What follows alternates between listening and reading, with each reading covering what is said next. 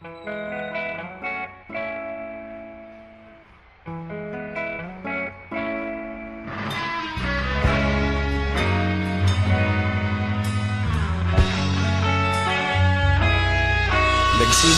ang lahat sa eskwela, nagsama-samang 12 sa kalokohan at sa tuksuhan, hindi maawat sa isa't isa.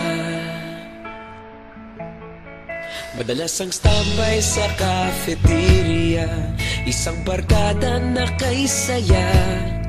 Laging may hawak-hawak na gitara, konting udyok lamang kakanta na. Kay simple lamang ng buhay nun, walang mabibigat na suliranin. Problema lamang laging kulang ang datong. Sana napunta ang panahon? Sana nga ba? Sana nga ba? Sana napunta ang panahon? Sana nga ba? Sana nga ba? Sana napunta ang panahon? Sa unang ligaw kayo'y magkasama, magkasabwat sa pambobola. Walang sikreto kayong tinatago, okay sarap ng samahang barkada. Nagkawatakan na sa kolehiyo, kanya-kanya na ang nilakaran. Kahit minsan na lang kung magkita, pagkakaibigay hindi nawala. At kung saan na napadpad ang ilan, sa dating eskwela meron ding naiwan. Meron pa ng mga ilang nawala na lang, nakakamiss ang dating samahan. Sana nga ba? Sana nga ba? Sana nga bang barkada ngayon? Sana nga ba?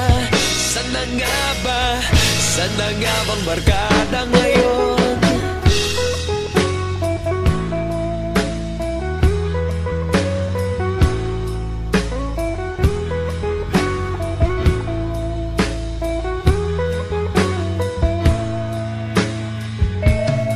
Ilang taon din ang nakalipas, wala pa sa aming tatay na nagsusumikap upang yumaman at kuminhawang kinabukasan.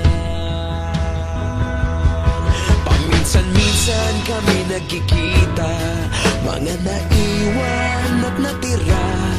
At gaya nung araw namin sa eskwela, pag magkasama'y nagwawala. Napakahirap malimutan ang saya ng aming samahan. Kahit lumipas ng ilang taon, magkabarkada pa rin ngayon. Magkaibigan, magkaibigan, magkaibigan pa rin